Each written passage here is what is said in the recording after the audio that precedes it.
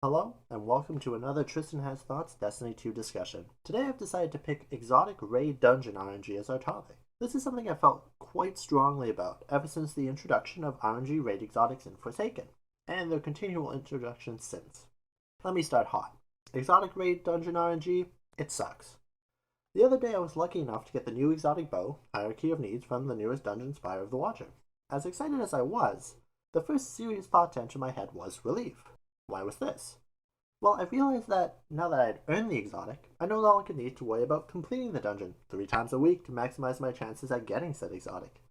This means I can simply enjoy nice, leisurely dungeon runs with friends without worrying if I've completed on each character, having to frantically slap together groups for my last run on a Monday night. We've all had different experiences with raid exotics. Eyes of Tomorrow and Vex Mythoclast both took me almost 60 clears, whereas Touch of Malice only took me around 10. As someone who generally prefers to raid with friends, this presents a unique problem. What happens when certain members of the fire team earn the exotic sooner than others and no longer want to raid? Do you stop working towards the exotic or fill from an LFG website? What happens when you're the only one without it? Well, that happened to me twice, with Eyes of Tomorrow and Vex Mythoclast. Halfway into my clears, all my friends who I raided with had already earned these exotics and no longer wanted to raid weekly. I was left with only one option, clearing the raids in LFG. This almost single-handedly killed my desire to raid going forward. All I wanted to do was play with my friends, but being the unluckiest in the group, I was left to fend for myself. Not so great feeling. I think we can all agree that exotics are the best part of Destiny 2. They drastically change how you play the game and your build crafting. The team that works on exotics at Bungie, power viability notwithstanding, always does a fantastic job.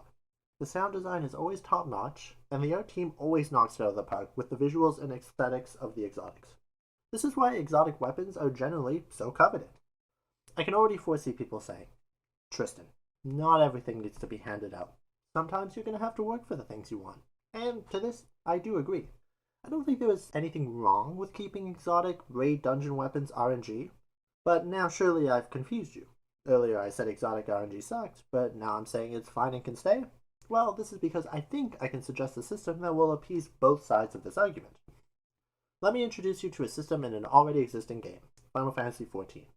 Now, before you start typing that Destiny 2 and Final Fantasy XIV have nothing in common, my goal here is to not compare the games, but explain a system that I think could easily be ported into Destiny 2.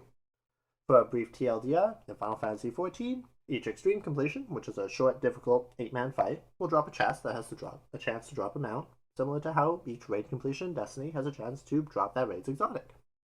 The only difference in 14 is after each extreme completion, you earn a totem. 99 totems can be traded in for the mount. In the scenario, you have extremely bad luck and can never win the roll for the mount. Now for Destiny, I think each raid dungeon completion could drop something similar to the 14 totem. Before you type that there is exotic raid RNG protection in Destiny 2, I know this. The issue is Destiny 2's raid exotic RNG is all behind the scenes. You never know for sure if it's working or the percentage increase. Even with the new dungeons, the triumphs to increase the exotic drop rate simply state that they increase it, rather than by how much. When Deepstone Crypt was released, we were told that exotic raid RNG protection was being added with each raid completion. Many weeks into the raid's lifecycle, people started complaining. It didn't feel like there was any bad luck protection, or it was not working as intended. After a large back and forth with the community and the developers, it was finally realized that the bad luck protection was indeed not working, and it was addressed in a TWAB on the 18th of March 2021. Coincidentally, after this change went into effect, I got the exotic that week. Odd. This is why I feel a totem of some sort would work perfectly for raid and dungeon exotics. Each completion would still be exciting, as there is a chance for the exotic to drop, but on the times that it does not, you earn a totem which signifies a step towards eventually being able to earn the exotic. This system would set a hard cap on how unlucky you can get. As for the amount of totems it would take to trade in for the exotic, it's hard to say. I think if you raid for 3 months, 3 times a week, that should be enough to earn the exotic. This would work out to be around 36 raid completions before you could trade in your totems for that exotic. I would love to know your thoughts though. Do you agree? Disagree? Do you have a better system in mind? Let me know in the comments below. I will be checking the comments regularly to see what everyone thinks and what everyone's talking about.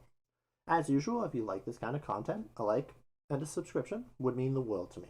And don't forget, for each like this video gets, a capybara gets a big scritch.